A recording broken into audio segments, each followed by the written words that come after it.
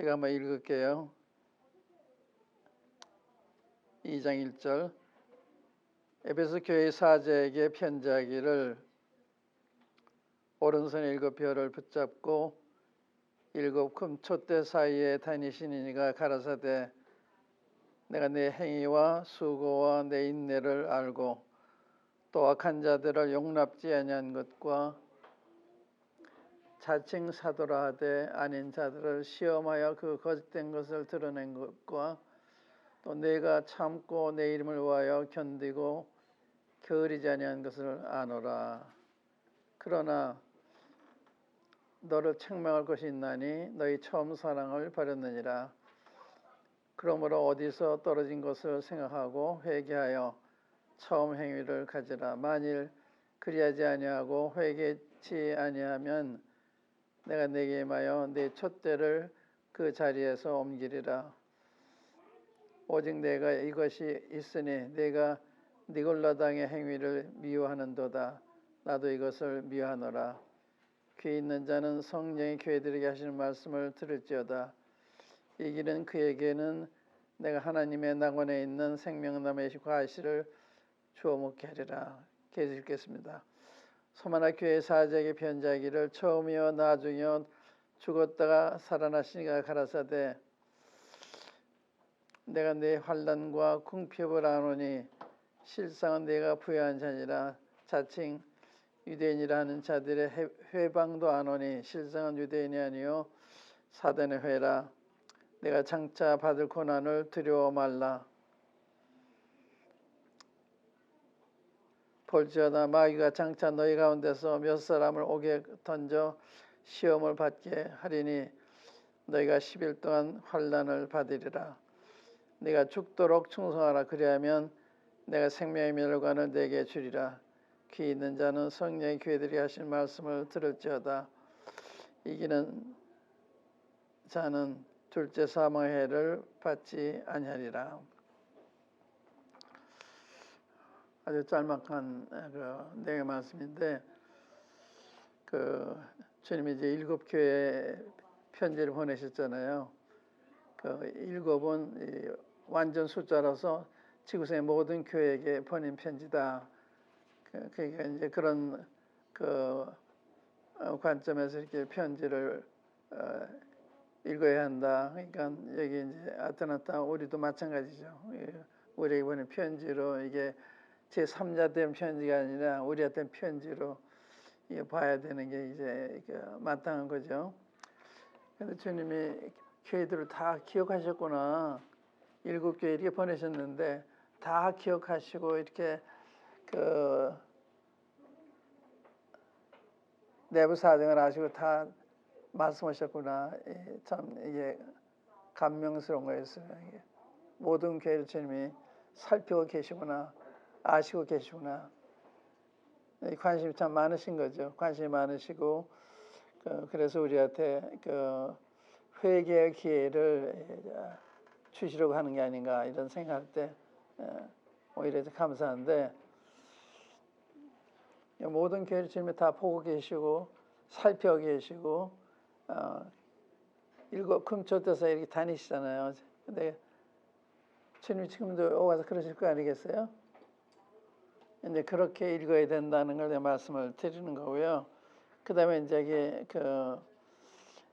첫 번째가 에베소 교회인데 에베소 교회 사제에게 편지하기를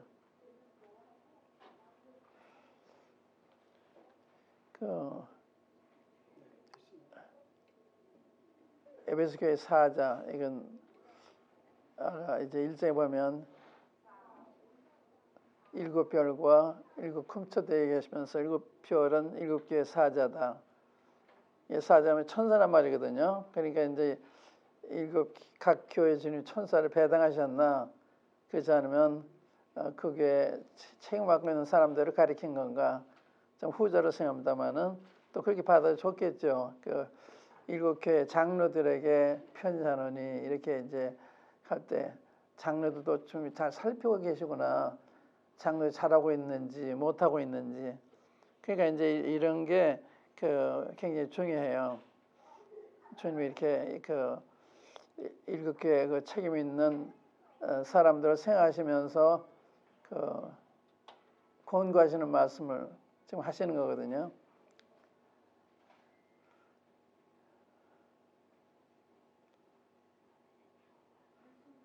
또 오른손 일곱 뼈를 붙잡고 일곱 금촛대 사이에 다니시는 이가 가라사대. 주님이 그냥 난 너희 주님이다 이렇게 하신 게 아니고 그 오른손에 일곱 뼈를 붙잡고 일금촛대 사이에 다니시는 이가 가라사대. 그러니까 주님이 다 그 각 교회 종도를 붙들고 계신 거예요. 이게 그냥 있다는 얘기 아니고 이제 일제에 보면 그 오른손 일곱 뼈이 있다 그랬어요. 근데 이건 붙잡고 계시는 거예요. 붙잡고. 주님이 이제 그 각 교회 장로들, 각 교회 책임 있는 사람들을 이렇게 붙잡고 계시는 그 참 오히려 되는 말씀이죠. 그러니까 여기 이제 일곱 교회는 편지를 보면 주님이 자기를 이렇게 나타내실 때 모습이 달라요. 우리도 우리 자녀들을 이렇게 교훈할 때 잘했을 때 못했을 때 우리 표정이 달라지잖아요. 막 그런 것처럼 주님이 각기 그 교회에 필요한 모습을 어떤 때는 경고로 어떤 때는 격려로 이렇게 자기를 보이시는 거예요. 개인적으로도 마찬가지죠. 주님이 우리가 잘 좋으셔서 좋은 면에서 좋은 표정으로 나타내시지만 그렇지 않으면 좋지 않은 표정으로 우리에게 접근하실 수도 있죠. 이게 일곱 표를 붙잡고 계시다. 어떤 분이 그런 얘기를 했어요. 주님의 종은 주님의 오른손에 붙들려 있는 사람이다. 그러니까 종은 주인이 인도하는 대로 해야 되는데 거기서 벗어나면 실제적인 의미에서는 종이 아니라는 거죠. 주님의 손에 이끌림을 받는 이건 이렇게 성도도 마찬가지죠. 주님의 손에 인도를 받는 사람이 되지 않으면 최선의 삶을 살고 있는 건 아니에요. 종교 생활을 하고 있는 건지 모르지만 그러니까 주님 가까이 있는 사람은 주님의 음성을 듣고 주의 인도를 받고 거기에 따라서 행동하는 게 아니겠어요. 근데 그런 게 다 내포된 게 아닌가. 그런데 에베소 교회는 신약성이 제일 많이 언급된 교회입니다. 신약교회. 19장에 보면 이 교회가 처음 시작될 때 광경에 기록이 되어 있고 20장에 보면 밀레도에서 그 장로들을 만나셔서 마지막으로 염려 가운데 권면하시며 경고하는 말씀이 20장에 나와요. 그 다음에 디모데 전서 후서가 다 배경이 에베소 교회입니다. 에베소 교회. 에베소 교회 편지죠. 그 다음에 에베소서, 그 다음에 계시록. 그러니까 에베소 교회 가서 사도 바울은 3년 동안 계시잖아요. 그리고 오래 계신 데가 없어요. 그러니까 사도를 통해서 참 많은 은혜를 입은 많은 가르침을 받은 이 교회인데 이 교회가 어떻게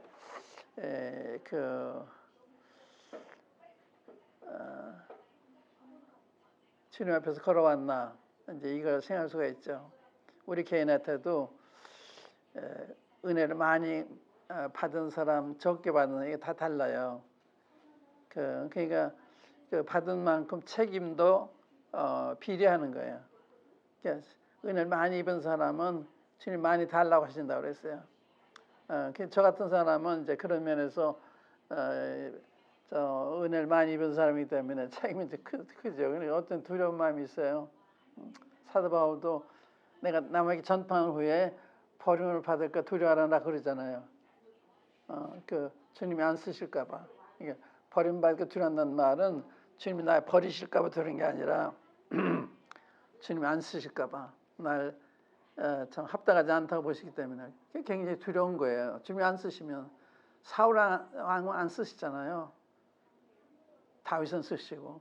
그러니까 이제 우리가 이게 주님 부르심 받았다고 하는 게 중요한 게 아니고 그분 앞에 어떻게 우리가 반응하느냐 이게 굉장히 중요한 거죠. 그러니까 우리가 이제 그런 그 주님 앞에서 우리 자신을 살펴보고 또 주님의 인도하심을 내가 바꿔 살고 있나 그렇지 않나 이게 다 중요한 거죠. 그렇지 않으면 종교 생활에 종교 생활. 지금 이제 제가 그 역사 편찬을 위한 그 글을 쓰고 있는데 그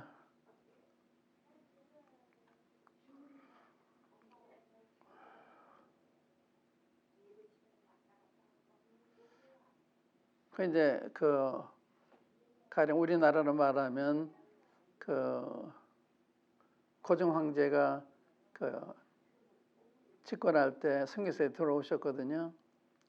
1884년 그때 들어왔으니까 굉장히 어려운 가운데 들어왔는데 그때 온 선교사들이 참 훌륭하세요. 미국에서 온 선교사들이 굉장히 존경스러운. 그래서 그분들에 대해서 한국보다 한국 사람보다 한국을 더 사랑하는 분들 이렇게 그 소개를 하는데 맞아요. 그렇게 사랑했어요. 근데 그때 한국은 미개한 나라예요. 그 굉장히 미개해서 그 일본 사람이 사는 곳에 갔을 때와 한국 사람이 사는 갔을 때 너무 차이가 있는. 여기는 깨끗한데 여기는 더러운. 이 정도로 이제 그 당시 미개했다고 볼죠. 이렇게 좀 그 원시적인 이런 삶을 살 때 또 그때 미국에서 이제 또 오고 카나다에서 오고 이제 호주에서 그랬는데 그분들이 한국에 대한 그 이름도 모를 때예요. 근데 한국이 이렇게 그 문호를 개방을 해서 선교사에 들어갈 수 있는 기회가 왔다 그러니까 그렇게도 서로 가려고 이름도 모르는 데인데 또 들으면 상당히 미개하고 위험한 곳인데 식인종이 있다고 할 정도로 그렇게 소문난 곳인데 그게 온 거예요. 너무 보통 분들이 온 게 아니에요. 의사, 박사 이런 데 온 거예요. 그러니까 참 고마운 분들이죠. 그래서 그분들을 통해서 우리 믿음의 선조인 뭐 길선주 목사님이라든지 김익동 목사님이라든지 박관현 장 이런 훌륭한 분들이 많이 계셨어요. 그러니까 참 주님 훌륭한 믿음의 선조들 출시하셨는데 그 다음에 복음도 이제 우리가 구원받을 때는 복음이 한국 교회에 참 듣기 어려울 정도였거든요. 방송을 들어봐도 그렇고 교회가 설교 들어봐도 그렇게 복음이 없는 거예요. 복음이. 그럼 언제 이걸 잃어버렸나? 이게 지금 관심사예요. 어떻게 해서 잃어버렸나? 이 복음, 이 중요한 복음을 이 선교사나 순교된 걸 확실하게 증거했는데 그걸 잃어버린 거예요. 그는 동정적인 이유가 있어요. 하나는 뭔가 하면 일본 사람들이 크게 교회를 핍박했잖아요. 박해했기 때문에 목사님들 잡아다 가두고 교회 불사르기도 하고 이렇게 그 박해라 하니까 가르칠 사람이 없어졌잖아요. 또 체포되지 않은 사람들 다 도망다니면서 이렇게 했기 때문에 그러니까 정상적인 교육을 받을 기회가 없었다고 볼 수가 있죠. 그래서 1945년 그 8월 때 해방을 했는데 해방된 지 5년 만에 전쟁이 일어나잖아요. 1950년 전쟁이 일어나요. 그래서 또 이 교회가 질이 멸렬한 이렇게 공산당이 들어와서 교회는 완전히 말살하는 게 이제 공산당이에요. 사회주의. 공산당은 기독교가 적이에요. 그래서 기독교를 없애야만 통치할 수 있다 생각하기 때문에 어떻게든 기독교를 없애려고 하는. 북한은 기독교가 없잖아요. 교회가 다 말살했어요. 지금 한국은 이런 이게 주사파, 이 사회주의 사상을 가진 사람들이 지금 집권하고 있어요. 그런 방에 끌고 가도 백성들이 몰라요. 얘기해줘도 안 믿어요. 제가 오늘 문자 나토 문자 하나 봤는데 지금은 시장 서울시장 선거, 보궐선거 또 부산시장 보궐선거를 하잖아요. 예비 투표를 하고 이제 내일 모레 7일 날에 이제 투표일인데 순순히 이걸 넘겨줄 거라 생각하느냐. 이분들이 서울시장, 부산시장이 여당이 되겠냐. 야당이 되겠냐. 야당이 될 거다. 그들이 혁명을 해서라도 보수적인 사람들 다 불태워 죽이더라도 허락하면 안 된다. 이렇게 얘기하는 사람, 문재인 대통령 그런 사람이에요. 순순히 놓겠냐. 놓으면 죽는 거예요, 다들. 그러니까 그렇게 그 혁명을 통해서 대한민국을 사회주의 만들려고 하는 그런 그 사람들이 쉽게 정권을 내주겠냐. 지난번 국회의원 선거 때도 부정선거 있었다고 그러잖아요. 그러니까 이번에도 그럴 가능성이 많다는 거죠. 뭐 그럴 수도 있지만 이제 봐야 돼. 결과 보면 돼요. 근데 지금 이제 일반적인 그 여론조사에는 상당히 앞서요. 야당이. 그런데 실제 어떻게 날 거냐. 그건 의문이에요. 근데 만약에 그렇게 된다면 정말 이 사람들이 그렇게 하고 있구나 이렇게 단정할 수 있는 이제 또 경우가 되는데, 그러니까 사회주의가 이렇게 들어온 것도 젊은 사람이 받아들이는 것도 제대로 교육을 못 받았으니까 사회주의가 뭔지 민주주의가 뭔지 기독교와 사회주의 관계 어떤 건 제대로 배우지 못하기 때문에 아무리 얘기해도 못 들어요. 그래서 어떤 사람이 신문에 글을 썼는데 한국 사람은 죽어봐야 죽으면 알 거다. 그런 거에서 죽어봐야 죽기 전에 모르는 거예요. 이렇게 아무리 얘기도 안 들으니까 그러니까 죽어봐야 그때서 이제 생각할 거 아니에요.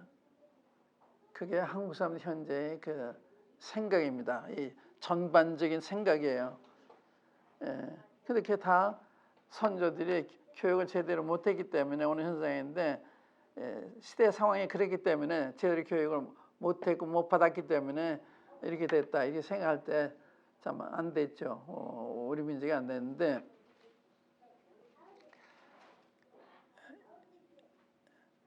그래서 그 복음 진리가 떠나서 내가 구원받을 무렵에도 은혜를 모르는 거예요. 하나님 은혜, 하나님 거저 선물을 구원을 주시는 걸 모르는 거예요. 근데 그게 너무 명확한데 제 성경 보니까 너무 왜 이건 목사님들이 모르지? 이렇게 반문한 게 제 그때 경험입니다. 이렇게 명확한 거, 율법과 하나님 은혜가 이렇게 대조되긴 너무 명확히 가르쳐졌는데 왜 그걸 모르지? 그거 모르는 거예요. 왜? 영안이 뜨이지 않으면 모르는 거예요. 그러니까 그런 상황이 됐는데, 에베소 교회도 이렇게 사도 바울을 통해서 3년 동안 교육을 받고 디모데 가서 사역을 했고 그다음에 요한이 가서 사역을 하고 그랬는데, 지금 이 요한계시록은 AD 90년대, 95년경 쓰여졌다고 그래요. 그러니까 교회가 설립된 지 한 40년 후가 되는 거예요. AD 53년경인가 그때 이제 에베소 교회가 개척이 됐으니까 그러니까 한 40년 후쯤 되는데, 그 사이에 이 교회가 처음성을 잃고서 지금 촛대 옮기겠다고 하는 위협을 듣고 있는 거예요. 그러니까 우리 신앙생활로 마음 놓고 하면 안 돼요. 마음 놓고. 아무런 일 없으니까 그냥 마음 놓고 사는 거예요. 근데 주님 우리 이 땅에 두신 목적이 있을 거 아니에요. 왜 우리가 살 곳이 하늘나라인데 왜 이 땅에 그냥 두셨겠어요? 뜻이 계신 거예요. 뜻이. 그러니까 그저 아무런 일 없으니까 그저 이렇게 살면 되나 보다. 주님 오래 참으시죠. 그런데 이제 성숙하면 주님의 뜻을 생각하게 되죠. 주님 우리가 바라시는 대로 하기를 원하는 마음이 생기고, 그래서 이제 에베소 교회에 편지를 하셨는데, 지금 이 상태는 빈사 상태, 거의 죽어 있는 상태예요. 겉으로 보면 굉장히 활동적이에요. 교리적으로 굉장히 보수적이에요. 열심히 많았어요. 그런데 내가 책망할 것이 하나 있다. 너희 처음 사랑을 버렸다. 이게 무슨 뜻이에요? 첨상을 벌였다는 게. 사랑은 성령님의 열매예요. 그러니까 성령과의 관계가 중단됐다. 그 말을 하는 거예요. 그게 의미가 있어요. 그게 다른 거 다 잘하고 있지만 여기 내가 내 행위와 수고와 인내를 한다. 이게 다 습관적으로 하던 거니까 그냥 하는 거예요. 형식적으로.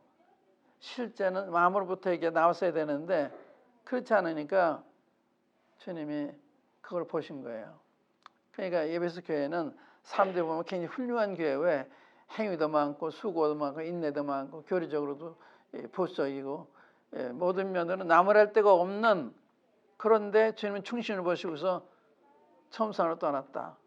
네가 어디서 떨어진 것을 생각하고 회개 첨행을 가지라 그렇지 않으면 내가 와서 첫대 옮기겠다. 굉장히 두려운 말씀이다. 이 말씀에서 경고를 받는 장로들이 얼마나 있을까요?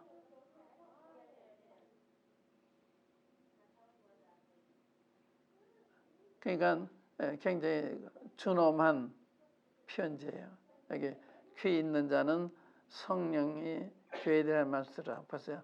교회들에게, 그러니까 이 에베소 교회도 모든 교회에게 하신 거예요. 서머나 교회 편지는 모든 교회한테 한 거예요. 그러니까 그 교회에 해당되는 게 아니에요. 모두에게 해당되는 거거든요. 귀 있는 자는 성령의 교회들 할 말씀 들어라. 이기는 자는 내가 이런 복을 더하겠다. 이제 그런 마음을 가지고 섬기세요. 그런 마음을.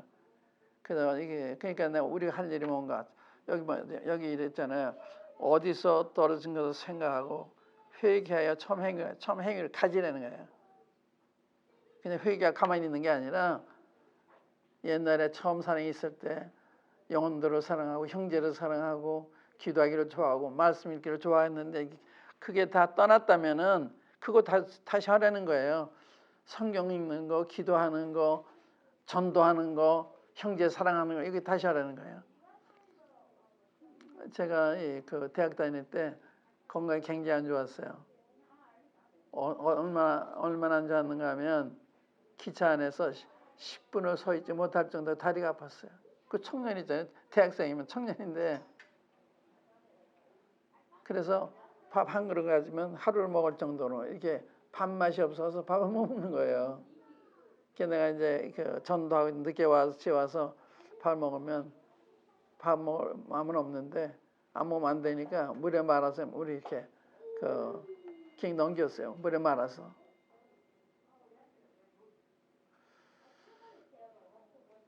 근데 제가 그 일본에 가서 한 달 동안 이렇게 순회한 적이 있어요. 일본 모임 순회한 적이 있는데 한 달 거기서 잘 먹고 오니까 벌써 얼굴이 닳는 거예요. 오라고 하니까 또 미국에 와서 1978년에 와서 1년 내가 있다 갔는데 그러고 나니까 사람들이 다 날 보고 웃어요. 너무 살이 쪄서. 그래서 뭘 느꼈는가 하면 먹는 대로 가는구나. 먹는 대로. 잘 먹으면 건강하고 잘못 먹으면 약해지고 먹는 대로 가는구나. 그 경험했어요. 그전에는 피골이 상접한다는 말이 있죠. 근데 뒤꿈치 이렇게 만져보면 정말 피골이 상접해 있어서 그렇게 했는데 지금 너무 건강하죠. 20대보다 제가 지금 더 건강한 게요. 먹는 것과 관계가 있다. 먹는 것과. 성경도 읽는 것과 관계가 있다.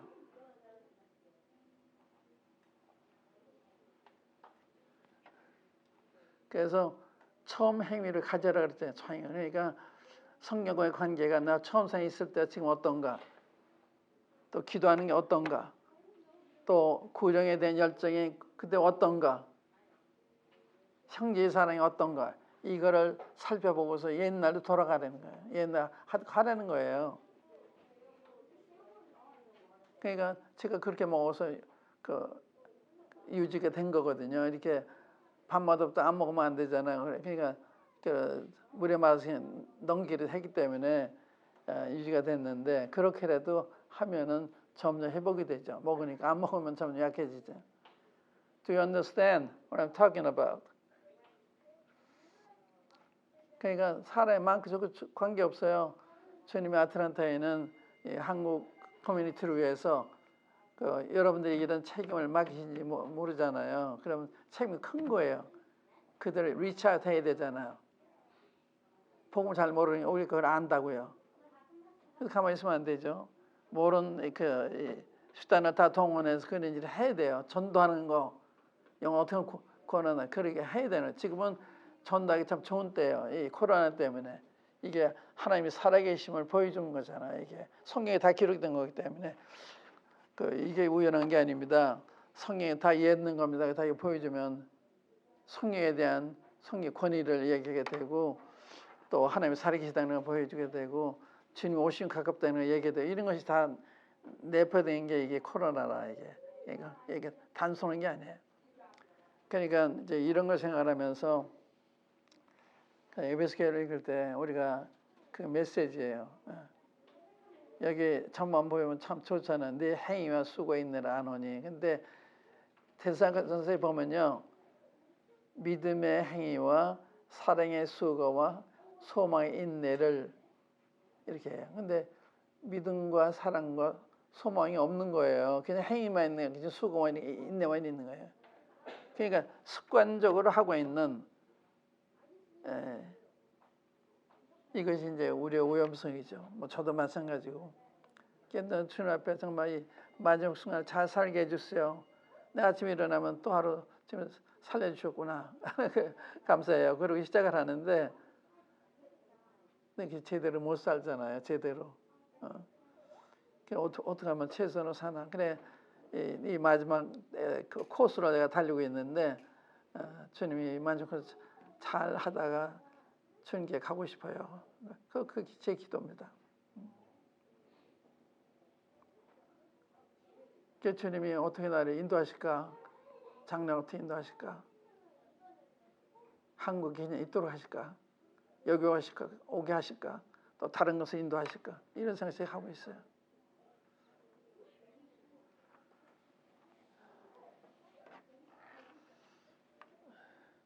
이게 중요한 메시지죠. 이게 중요한 메시지예요. 그 다음에 이제 그 서마르 교회 보면 서마르 교회는 이 환난과 궁핍이 그 가난한 사람들이 많은, 그러니까 서마르 교회는 핍박받는 교회, 가난한 교회. 근데 주님이 실상 내 부유한 자다 그러세요.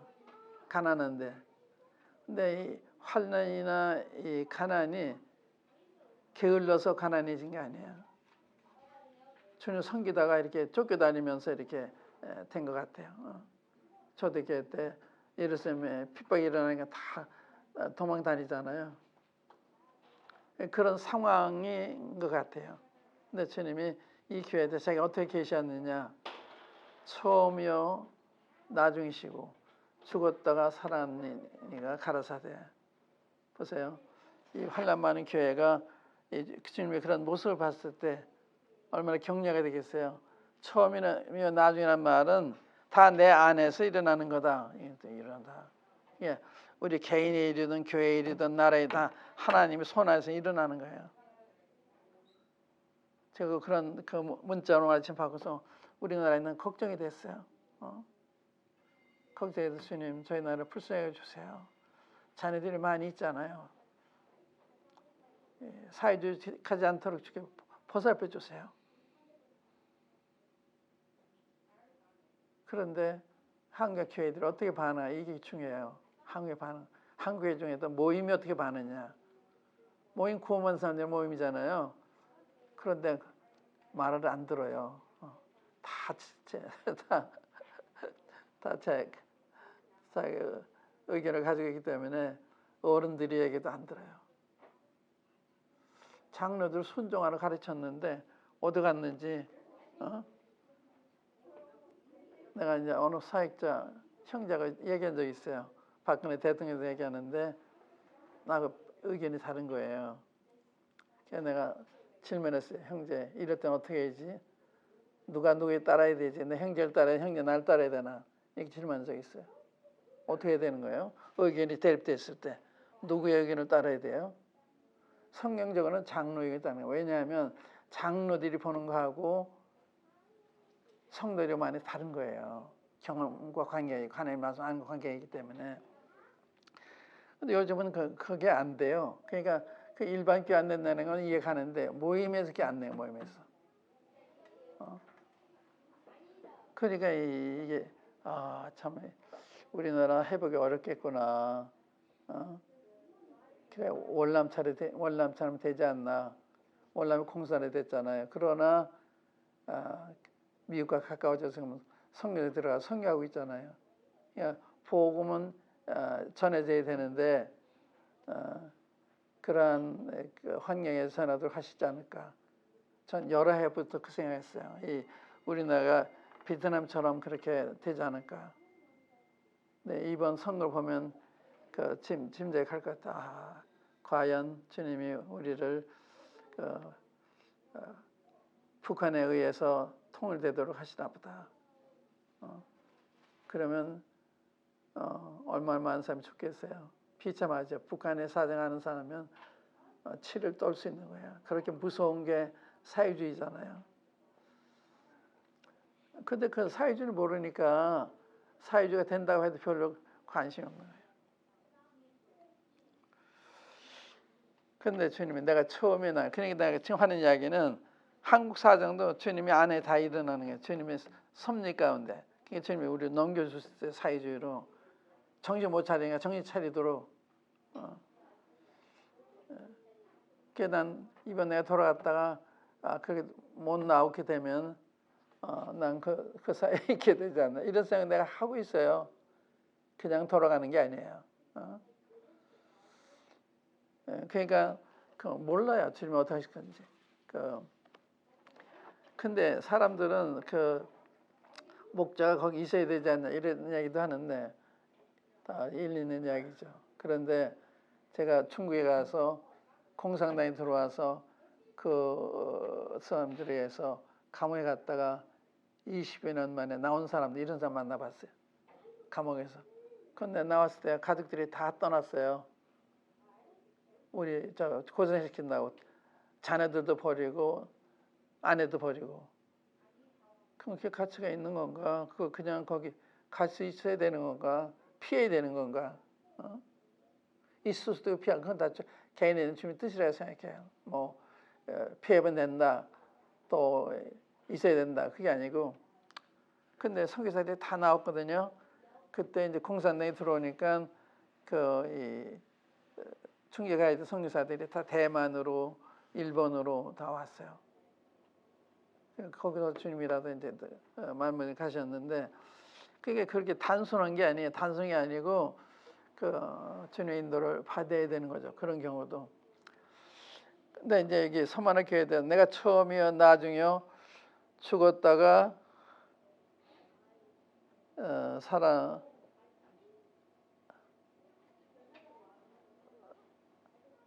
죽었다가 살아나시니가 가라사대. 죽어도 사는 게 있다.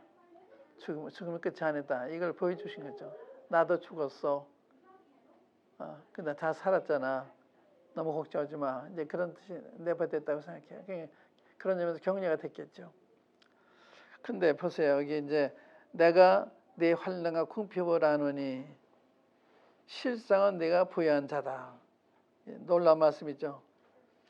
여기 주님이 우리 사정 다 알고 계시구나. 우리가 환난 받고 있고 가난하고 이런 거 다 알고 계시고 다 알고 계세요. 여러분들 사정 다 알고 계세요. 개인의 사정, 가정의 사정, 교회의 사정, 나라의 사정 다 알고 계세요. 주님의 가리는 건 하나도 없어요. 근데 주님 허락하신 거예요. 뜻이 계셔서. 그냥 그대로 받아야 되는 거죠.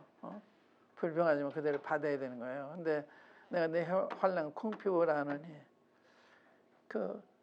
주님이 모르고 계시는 게 아니구나. 방관하고 계시는 게 아니라 다 보고 계시구나. 그런 뜻이에요. 다 보고 계세요. 과부가 동전 2푼을 들을 때 그 주님 보시고서 여기 부자들이 낸 것보다 더 많이 냈다. 이렇게 평가하시잖아요. 동전 2푼이. 왜냐하면 이 사람들은 많은 것 중에 일부를 드렸지만 이 과부는 자기 소유 전체를 드렸다 이거예요. 100%. 그러니까 지금 퍼센테이지를 보는 거예요. 양을 보는 게 아니고 어떤 상황에서 어떻게 헌신했느냐. 무슨 말인지 아시겠어요? 그 퍼센테이지를 보는 거예요. 얼마냐 그걸 보는 게 아니에요. 다 보고 계시는 거예요. 그러니까 우리 어떻게 하느냐? 주님이 판단하세요. 주님이. 사람 판단 옳을 수도 틀릴 것도 많고 내 판단 옳을 수도 틀린 것도 많은 거예요. 그러니까 주님이 나를 어떻게 보시냐? 주님이 우리를 어떻게 보시느냐? 이것이 이제 중요한 거잖아요. 내가 네 환난과 궁핍을 아느니 그냥 주님 다 알고 계시구나. 근데 이걸 내가 허락하신 거예요. 저도 제 아내가 그 아픈 지가 17년째예요. 17년. 제가 믿어지지 않아요. 언제 17년 이렇게 긴 세월 지나갔지. 제 아내가 쓰러지고 3년 동안요. 전 제정신이 아니었어요. 그래서 저 자라보고 놀란 가슴이 솟구고 놀란다고 그게 제가 실감이 갔어요. 그래서 그 비명소리만 나도 막 겁이 나는 거예요. 그게 3년은 계속됐어요. 3년은. 그게 지금 17년이 됐는데 제 아내가 얼마나 딱해요. 저런 상황에서 17년 동안을 누워있으니. 그러나 주님이 섭리 가운데 허락하신 거예요. 난 잘 몰라요. 왜 그렇게 하셨는지.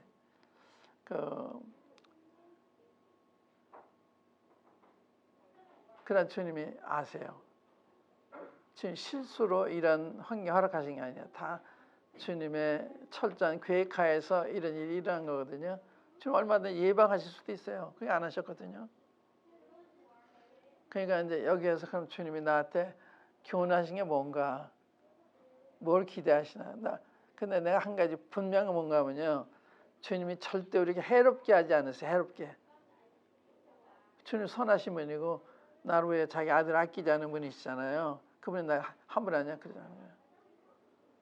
제가 세번수병원에 나서 이렇게 장에 혹이 있어가지고 조직검사 결과 나올 동안은 제가 입원해 있었는데 처음 제가 입원한 거예요. 그때 무슨 생각했느냐. 자기 아들을 아끼지 아니하고 주시니까 그 아들과 함께 우리가 모든 그 은사를 주지 아니하시냐. 자기들 아끼지 않고 주신 분이 나를 함부로 하실 게 아니다. 결과가 이게 이 암이든 아니든 주님이 하신 거다. 마음이 편안한 거예요. 주님이 허락하시면 받아야 되는 거죠.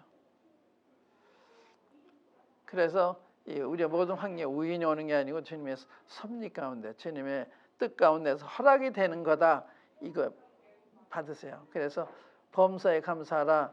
이는 우리 주 예수 안에서 너희를 향한 하나님의 뜻이다. 범사의 원을 인정하라. 그러면 내 길이 지도하시다. 그렇게 돼 있다. 다 인정하라는 거예요. 다 하나님이 하실 때 받으라는 거예요. 그러면 우리 길을 인도하시는 거예요. 그게 굉장히 중요한 거예요. 욥도 그런 시련을 주셨는데 욥이 깨달았을 때 그때 그 시련을 없애시고 갑절의 복을 내주시잖아요. 그러니까 그래 욥이 그래요. 내가 가는 게 오직 저가 하시나니 날 단련한 후에 정같이 나온다. 그거예요. 내가 왜 이러니 화가 내가 모를 수도 있어요. 그런데 끝은 정금이 되게 하시기 위해서 불순물이 없는 그러한 그릇을 만드시기 위해서 이렇게 하시는 거예요. 이제 그렇게 받으면 되겠죠. 근데 여기 이제 내가 내 환난과 궁핍을 아는 실상은 부유한 자다. 주님이 여기 부자로 보신 거예요. 돈 많은 사람 부자로 본 게 아니라 이런 사람들을 부자라고 보신 거예요. 이제 3장에 보면요. 라드케에는 자기들이 부자라고 그래요. 보세요. 3장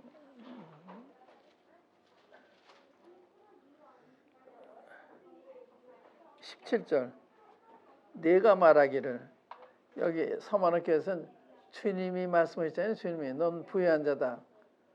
근데 여기는 자기들끼리 하는 말이 나는 부자라 부여하여 부정한 것이 없다 하나 내 곤고한 것과 가련한 것과 가난한 것과 눈먼 것과 벌거벗은 것을 알지 못하는 자다. 이게 주님이 이렇게 보신 거예요. 그러니까 주님 우리 평가하실 때도 누가 부자냐 누가 가난한 자냐 주님이 판단하신 거예요. 그러니까 여기 중요한 건 자기들이 스스로 자기들이 말하는 건 안 되는 거예요. 자기에 대해 생각한 거하고 주님이 영 다른 정반대잖아. 근데 여기는 자기 말이 없어요. 뭐 가난하고 피방에서 할 말이 뭐가 있겠어요. 겨우겨우 그냥 지대하는 걸 텐데 그때 실상은 내가 부유한 자다. 고린도전서에 보면 후서에 보면 이런 말씀이 있죠. 6장 같이 보면은 내가 무명한 자 같으나 유명한 자여 그래서 우리가 참 무명한데 하나님 앞에 알려진 천사들이 부러워하는 유명한 자래요. 무명한 자 같으나 유명한 자여. 제가 저에 대한 말씀을 드려 죄송한데 제가 독일에 갔다 이제 호주로 갔는데 호주에서 어느 분이 말씀 듣고 나더니 독일에서 목사님 뵀대요. 호주 난 처음 갔는데 어떻게 그거 아는 사람이 있지? 또 미국에서는요, 이엘스톤 파크 있잖아요. 이엘스톤 파크. 그 우리 자매님이 거기에 그 미국 방문했다가 이엘스톤 파크에 관광 중인데 저쪽에서 한 크리스찬 그룹들이 이렇게 찬송 그러더래요. 이렇게 구경하러 갔대요. 근데 거기서 한 분이 나오더니 어디서 왔냐 그래요. 한국에서 왔다 그러니까 미시다 바가 아니냐고 그러대요. 믿을 수 있어요? 제가 믿을 수 있어요? 그 자매는 놀란 거예요. 그러니까 그 미스터 바가를 아니까 무명한 자 같아 유명한 자요. 그러니까 이제 이게 참 놀라운 거라 내가 그 지시하는 것으로 가면 내 이름을 창대케 하겠다. 내 이름을 크게 해주겠다. 주님 따라가면 이름이 나는 거예요. 이름이 나는 거예요. 주님이 그렇게 하시는 거예요.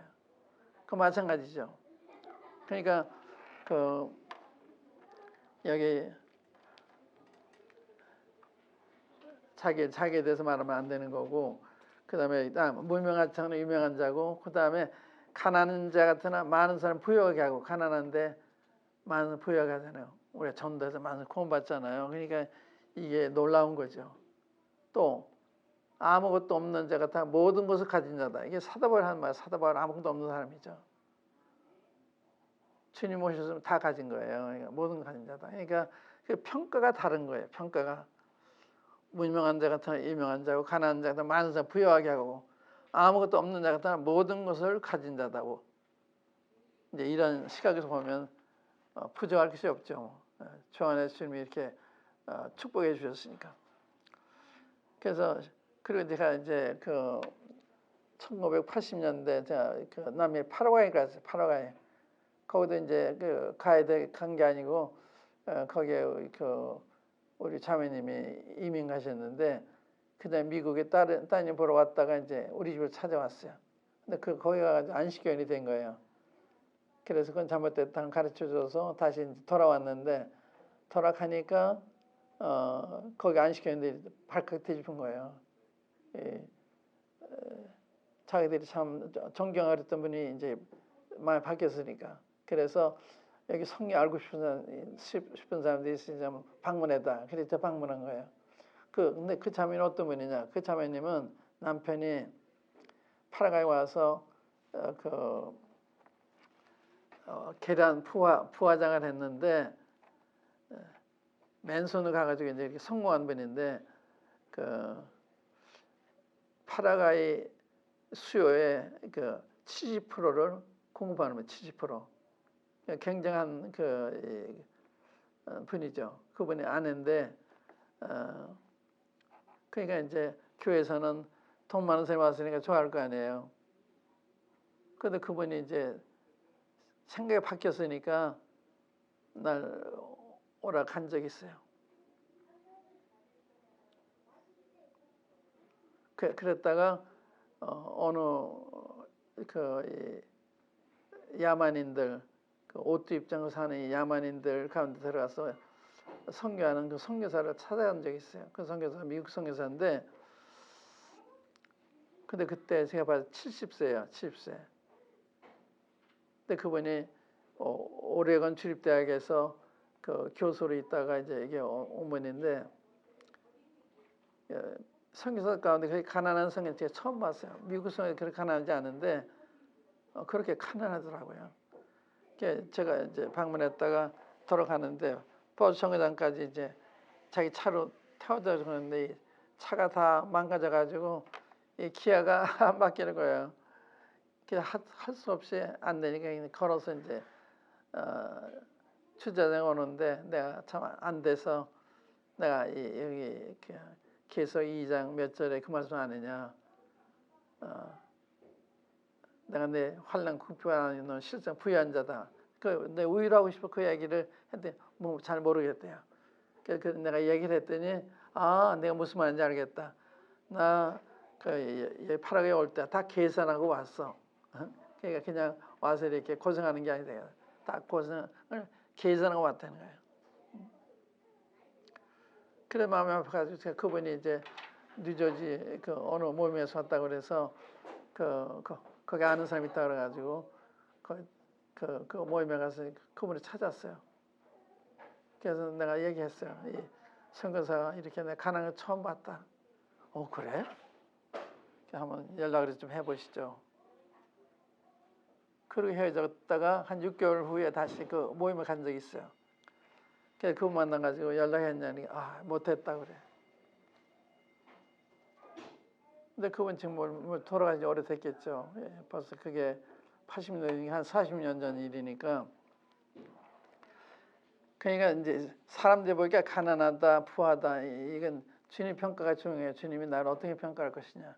그게 중요한 거다 이거죠. 그 다음에 여기서 또 봐야 될 게 뭔가 하면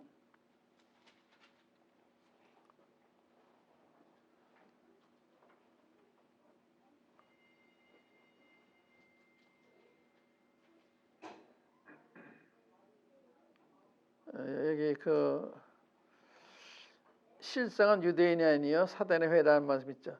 자칭 유대인이라는 유대인들이에요. 그런데 실상은 사단의 회다. 뭐가 사단의 회예요? 하나님의 자녀들 핍박하면 그게 사단의 회예요. 그러니까 실제 다 유대인이 사실인데 그 행위로 보면 이게 사단이 하는 걸 하는 그러니까 사단의 회라. 그렇게 보는 거예요. 그러니까 그 주님이 핍박하는 사람이나 주님의 자녀들 우리 핍박하는 사람은 똑같은 사람들이에요. 얘기는 다 알아들으시겠어요? 무슨 말인지. 그러니까 어떻게 사탄의 회가 되냐. 유대가 완전히 사탄의 회가 됐죠. 그래서 주님 십자가에 못 박아 죽이잖아요. 그러니까 사탄이라 사탄. 그래서 너희는 너 아비의 마귀에서 났다고 그러잖아요. 그러니까 그래서 마귀를 섬기면서 자기 조상의 하나님을 섬긴다고 생각을 했어요. 아니에요. 주님 마귀 섬긴다는 거예요. 마귀는 처음부터 살인한 자고 또 거짓 말쟁이고 거짓말쟁이의 아버지다. 이 사탄의 특징이요. 악한 거, 거짓된 거. 이게 두 특징이에요. 그래서 사람도 악하면 사탄을 따라가는 거예요. 또 이 거짓되면 사탄에게 미혹받은 거예요. 그러니까 이제 이런 차원에서 나 자신을 봐야 되는 거예요. 내가 사탄의 조종을 받고 있는지 성령의 조종을 받으면 성령의 열매가 나타나는 거예요. 그러니까 이제 이렇게 보는 거거든요. 그러니까 이제 이게 굉장히 중요한데 사람들이 이걸 깊이 못 보니까 그렇게 못 보는 경우가 많다고요. 사단의 회다. 이게 굉장히 이야기 사단의 회란 말이. 또 내가 10일 동안 환난을 받으리라. 내가 죽도록 충성하라. 그래야면 내가 생명의 명을 내게 주겠다. 저 이 말이 굉장히 좋았는데 주님이 가모니스를 하잖아요.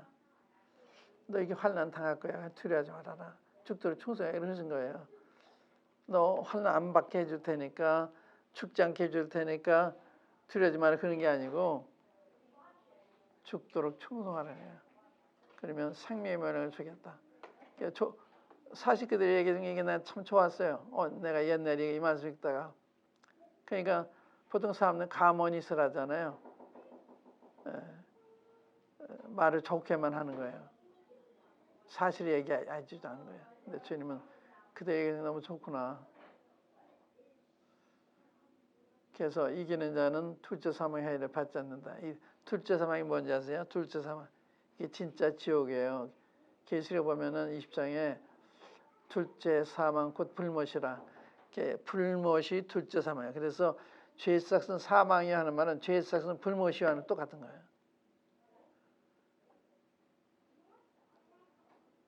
물론 우리 이기는 자는 여기 이기는 자는요 구원받은 사람을 가리킨다고 믿어요. 구원받은 사람. 이게 요한일서 5장에 보면 세상에 이기는 자가 누구냐? 예수께서 하나님의 아들이심을 믿는 자가 아니냐. 그러니까 예수 하나님의 아들을 믿는 사람은 이기게 되는 거예요. 이기는 자가 되는 거예요. 그러니까 여기 이기는 자는 구원받은 사람, 거듭난 사람 이런 걸 가리킨다 이렇게 봐요. 그러니까 이기니까 둘째 사망해를 받지 않죠. 근데 지옥에 안 가는 거예요. 한 번 구원하면 영원히 안전하다. 그게 이제 성이 가르친 거거든요. 한 번 구원받으면 영원히 안전하다. 그런 건 하나의 다른 주제인데 남의 기회 있으면 얘기할 기회가 있으니 모르겠지만 오늘 이제 여기까지만 하겠습니다. 우리 시간이 오늘 그 점심 식사를 이제 멀리 가서 해야 되기 때문에 그래서 우리가 이제 에베소 교회 편지 내용, 서문학교 편지 내용을 그러한 관점에서 보시라고요.